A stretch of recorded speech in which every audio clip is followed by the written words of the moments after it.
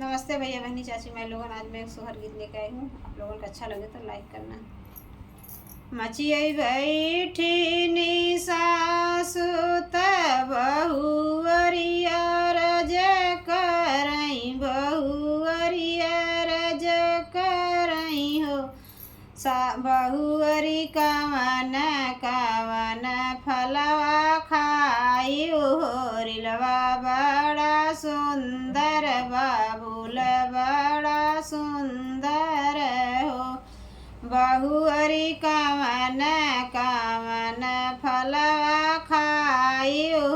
रिलवा बड़ा सुंदर बाबुल बड़ा सुंदर हो सासु फोरी फोरी खायु नारियरवात कतरी सो परियात कतरी सो परियाई हो सासु तो हरे नी पैया हम लागे हो रिलवा बड़ा सुंदर बाबुल बड़ा सुंदर हो सासु तो हरे नी पैया हम लागे हो रिलवा बड़ा सुंदर बाबुल बड़ा सुंदर हो मचियई बैठी नी जेठनी त छोटी से अरज करई छोटी से अरज करई हो छोटी कवन कवन कैलू तपे हो रिलवा बड़ा सुंदर बाबुल बड़ा सुंदर हो छोटी कवन कवन कैलू तपस्या हो रिलवा बड़ा सुंदर बाबुल बड़ा सुंदर हो जेठनी माघ महीनवा में गंगा नहाइले सूरज पैया लागे सूरज पैया लागे हो रिलवा बड़ा सुंदर बाबुल बड़ा सुंदर हो जेठनी माघई मास मई गंगा नहाइली सूरज पैया लागे सूरज पैया लागे हो रिलवा बड़ा सुंदर बाबुल बड़ा सुंदर हो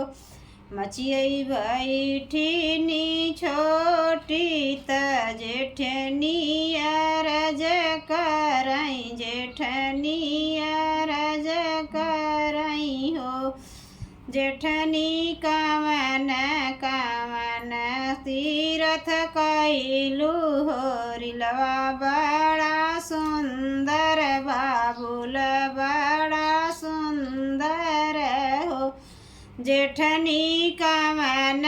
कवन तीरथ कैलू हो रिलवा बड़ा सुंदर बाबुल बड़ा सुंदर हो छोटी कार्तिक मास मई गंगा नहाइली तुलसी दीप कैली तुलसी दीप कैली हो रिलवा बड़ा सुंदर बाबुल बड़ा सुंदर हो जेठनी कार्तिक मास मई गंगा नहाइली तुलसी दीप कैली तुलसी दीप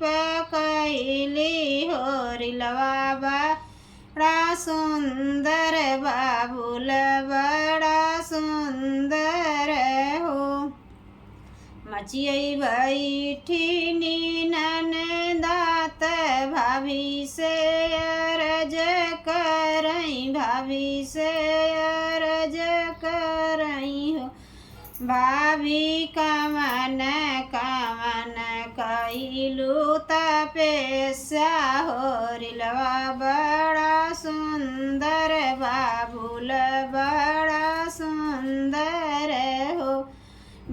भी कवन कवन कैलू तपस्या हो रिलवा बड़ा सुंदर बाबुल बड़ा सुंदर हो। ननदो कार्तिक एकादशिया भूखे हो रिलवा बड़ा सुंदर बाबुल बड़ा सुंदर हो। ननदो बारो मास एकादशिया भूखे हो रिलवा बड़ा